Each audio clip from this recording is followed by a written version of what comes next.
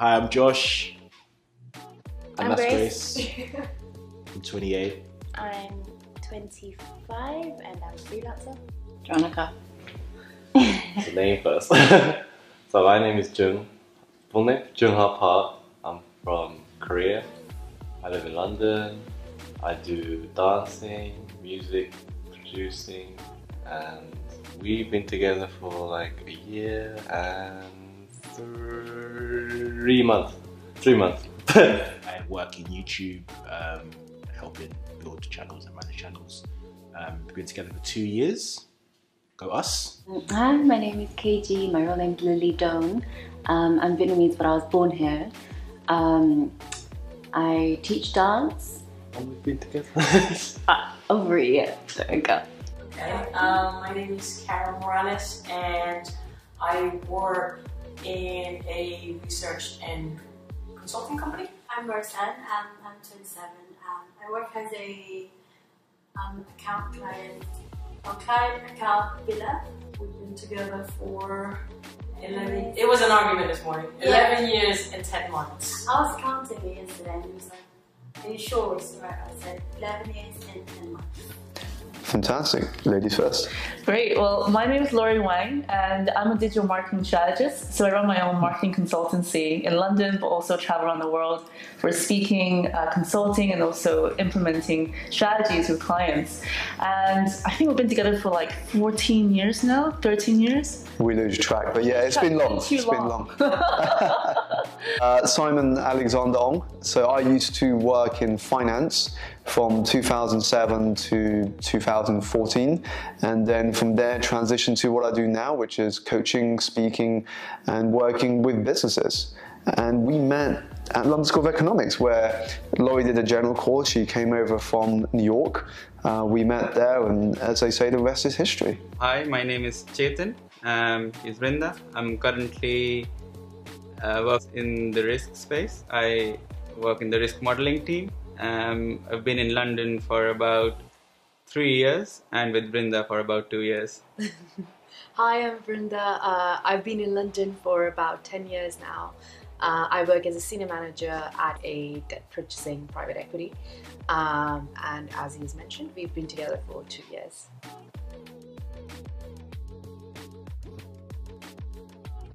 Oh, we live together now. So yeah. So I guess it's just getting used to each other's lifestyle together. Yeah. And, I'm an obsessive cleaner, right? And then this one is like, nah, do it later, you know? So we do get in like some tension there. It's like, oh, clean it now. And he's like, no, just give me a second.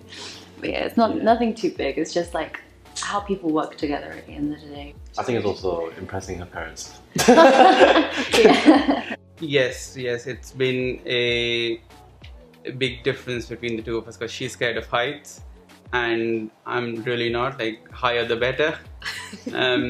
So we've traveled to a lot of places, say in Romania, which had you could climb waterfalls and things like that, where she wouldn't go at first, but then I refused to go without her, and then she did go with me. So it's quite a journey that we're taking together, and I'm sure she will agree to go skydiving with me one day. I don't know, but you know, you can go skydiving on your own. I'll watch you. I think at the beginning, the obvious one was a long distance when we first started dating. We were fortunate to know it was only going to be 1 year. You know, you can kind of work with that. But if there was an open end and you had no idea when you were actually going to start living together in the same city or same place, I think that would have put a lot of pressure on us. I wanted to be here nearby Simon, right? So I wanted to live in London. At the same time, being away from New York, which is basically somewhere I grew up all my life, it was a huge change, and also obviously missing a lot of my friends and family that I see on a regular basis, whereas now it would be maybe once or twice a year. But over time, I kind of developed my own friends groups and my own kind of crowd that I can actually hang out with. And that's actually a nice little challenge to overcome. It's almost a bit of a personal development lesson, because, you know, how do you actually be able to move anywhere and make friends and actually start a whole new life as well. So I think that made me more flexible as an individual, but also more flexible in our relationship at the same time. What has helped us overcome those challenges has been the fact we've always seen ourselves as a team. We've both gone through ups and downs in employment when we were working in companies. And I think because we could share those experiences and we got into personal development ourselves together, that's been very helpful. I think the challenge now and going forward, I mean, the obvious one is Laurie's pregnant, so we're expecting in April 2020. So that's going to be the big challenge, is moving from being partners to now being parents. I think one of the very early things that happened was he's a very strict vegetarian, and not in terms of just religious vegetarian, but also ethical vegetarian. So, and I used to eat meat and fish at that time. So that was one of the bigger hurdles very early on in our relationship. I don't know whether he could have been, or he could have carried on with a person who continued to, you know, eat meat and fish. But I think within probably 6 months of relationship, a lot of things happened, not just this, in my life, and I became a vegetarian, and I guess that just went away like that. So yeah, I don't think anything else was that big a hurdle. Religion, background, age, anything else was just cool with both of us. I think it's hard for us to separate the romantic side and also the working side. Being in a same-sex relationship is different. Like, it's not like everybody would just accept you no matter who you are. They would say yes, you would be accepted, but there's still that, like, people talking behind your back and thinking, what if? Like, for us, there's no what if. We're happy together, we make each other, like, complete. We support each other no matter what it is. We've had our ups and downs within our relationship, about all the problems that you could ever think of, but we're still here.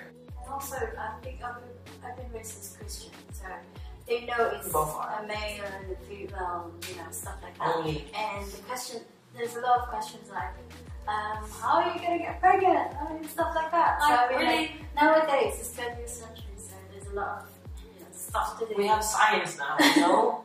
You can have a baby whenever you want, if you really want to.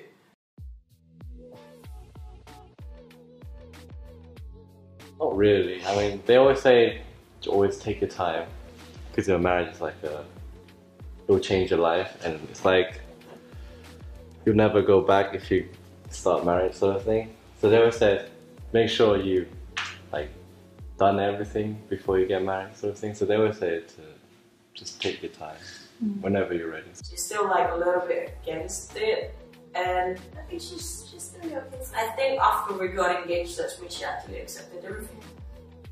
Yeah.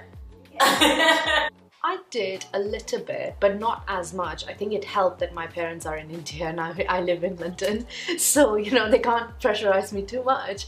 A little bit. I think less from parents, and like in India, there's a lot of pressure from your relatives and everybody that, oh, everybody's getting married, why don't you get married? So a little bit from them, but not extreme, I would say.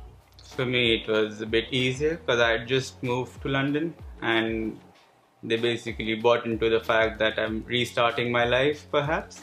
So I had a bit more time in me, and there was no pressure as such from them, but luckily I found her, so things worked out. There's no pressure, but my mom's like, you know, you are getting a bit old now. Not that old, 25, but she's just like, I mean, my stepdad, he said, if you're not marrying Josh, then what are you doing? I'll kick you both out. So why are you wasting your time, basically? Well, my dad and his partner were very laissez-faire. They're like, you know, get married when you want, you know, as long as you're happy, as long as you're enjoying the company of each other. We don't They were very hands-off. You know, if it happens, great. If not, well, it's your choice. Yeah. But I think it was a different story with your parents, isn't it? Definitely. I think the difference there is because Simon's dad and your dad's partner, they're both very westernized. So compared to my parents, who came from China originally, from Beijing into New York, and they had a very traditional Chinese upbringing. So for them, when a girl reaches a certain age, she has to go out and marry to secure that future in their heads. So they don't understand this whole concept of living together. I think you call them cohabiting, cohabiting. And they actually want to see an actual piece of paper being signed, right? It's very traditional Asian culture. And I think it took us a few years to get there, but my parents, they trusted Simon because they met him a few times in New York. And when they came over to London as well, they met you too. So they knew that it's a relationship there to last. But obviously, every parents have their own worries in the back of their head. So the moment that we announced we got engaged, they were over the moon, obviously. And then after that, when we got married, it was one of those days that my mom still talks about to this day. Now it's been like almost 4 years now afterwards. And she always says how happy she was to see that day happen. And I think living together actually helped to take away that friction that you would get. Let's say you're newly married but never lived together. And we felt that that was something that really helped us in our relationship to make it long-lasting as well. Because we noticed all the different things that we had differences on. But then we were able to address those earlier on to make sure it doesn't become a bigger problem down the line, which is really good. My parents, again, because I'm a girl, they want to make sure I get a kid, get them grandchildren, So it can be quite a lot of pressure sometimes, but because I'm still young, and so I guess they're not too worried at the moment. It's just they're just worried about getting old, So it's more about having grandkids rather than marriage per se. But I think it's okay in terms of marriage-wise. They just they think as long as I'm happy, then take your time, But get grandkids soon, Yeah. Oh, they're grandkids. Yeah, they want me to get one. Also, we have grandkids. Oh no! So they want great grandkids. To be fair, I think I've been very open to that as well. While I've been dating people, I was open to the option that if it didn't work out for me and I have to go through that route, it would have been fine. Probably because I've been brought up in that culture and I've seen it to be sort of a practice for my sister, and so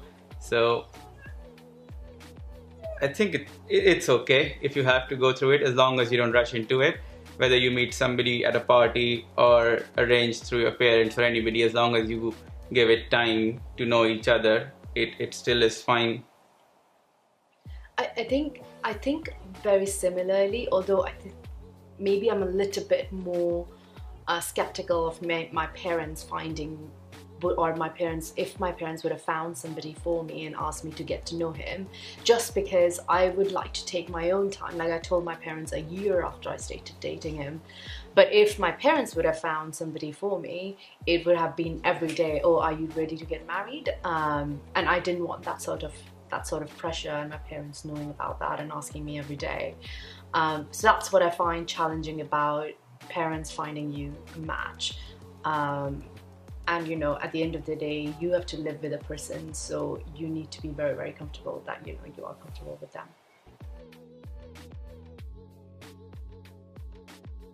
I'm gonna go first, babe. You go first. Oh, that's a difficult question. Favorite thing. Should I start with that one? Yeah, let you go. I will probably say a couple. I mean, the first one that comes to mind is probably what drew me to Laurie at the beginning, which is probably her great smile. So that's what drew me to her beginning, and I still think that's something I like the most there too. I think it's a support and inspiration. Third, I'd probably say that sort of maternal instinct, the fact that it's great to have someone that can care for you, but also you can tell that will look after your future children. They've already got that instinct there.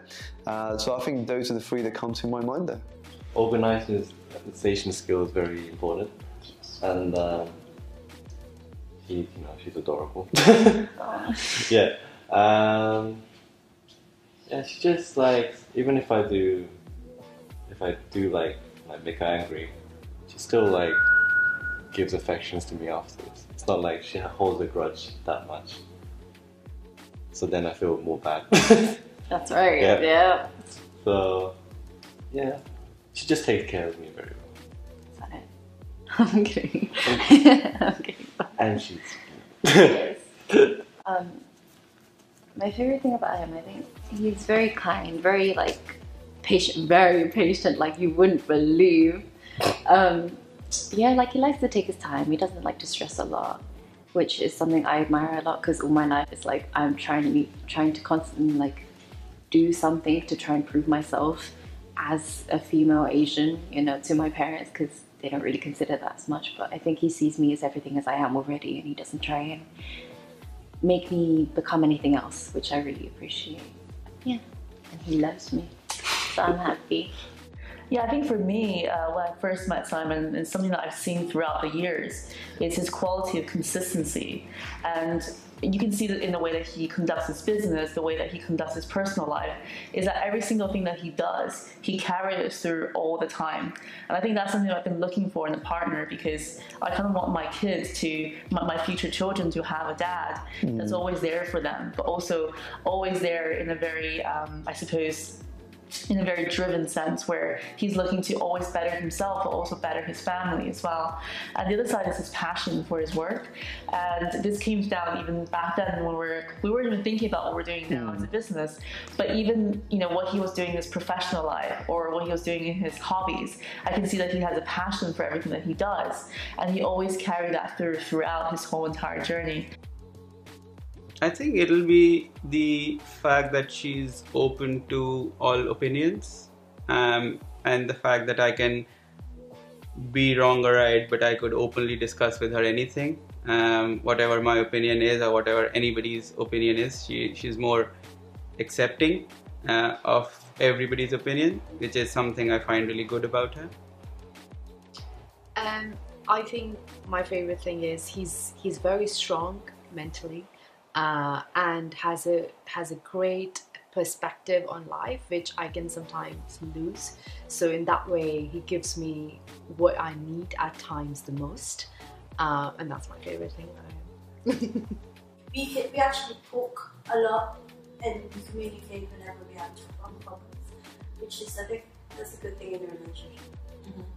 What do you think? Well, for me, the best thing about us is that even if I don't say it, she already knows what I'm thinking, which is really annoying most of the time, trust me. Like, even if I'm not thinking, it's just like, why are you thinking that? And I know what you're thinking. I'm like, I'm already doing it. What are you thinking about? I already did it. It's just, for me, is that we complete each other and we make each other happy. Grace's caring nature, but not just that, it's the selflessness. The fact that she puts people before herself and she wants people to thrive more than she does herself. Also, it's that mindset of always being in creative mode and always creating something and just always ready to go. So caring, loving, creative, just intelligent, funny. There's not just one thing. There's not just one specific thing. It's just a whole load of things. You kind of have to give them advice in a way where, like, you have to be nurturing but also try to get your point across at the same time. And I guess that's something that a lot of people struggle with. Like, I struggled with it a lot when I was younger. Like, I used to tell my brother, like, go away, like, you're annoying me. But I think over time you just learn how to really care for someone and not think about yourself so much. Like, showing each other you love each other and like doing things for each other rather than trying to say, okay, you do this for me, you do that. I think that's the main priority, and that will help it work a lot better, you know? I think it's also important to admit your faults. Yeah. I would say there's a couple of things that come to mind. First is quality time. When we go around, we travel, you sit in restaurants, you go to coffee houses, you can often see couples where they're on their phones, they're not connecting, or you've had a long day and you come back and you're watching TV and you're not really spending quality time together. And I think in today's distracted age, quality time together is so important.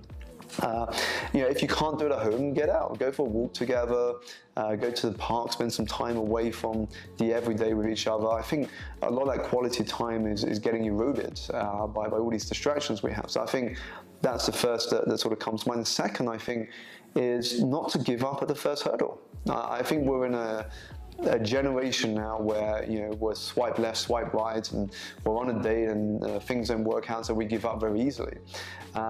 Is if you're gonna want to have a long-term relationship, you've got to understand there's no perfect relationship.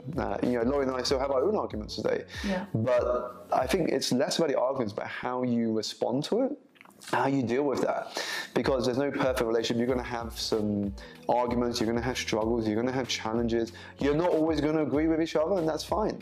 But the key is to understand each other, and I think it's to take more of the ego out of the relationship and just be there for one another. Remember why you got into that relationship in the first place. Don't forget that part, which people can often forget as they move deeper and deeper into a relationship journey. Yeah, and I think just to add to that, definitely an element of surprise that you can add into the relationship as well is the fact that you're able to think about, you know, in the beginning stages, all the things that you would do for each other. You think about something special or new things to try, new experiences that you can do together to bring that new level of evolution of your relationship. Just communicate and be honest, like 100%. If there's something you don't like, then just say it straight away instead of like holding it in. Then it becomes more of a bigger problem. Like showing each other you love each other and like doing things for each other rather than trying to say, okay, you do this for me, you do that. I think that's the main priority, and that will help it work a lot better, you know? I think it's also important to admit your faults. Yeah.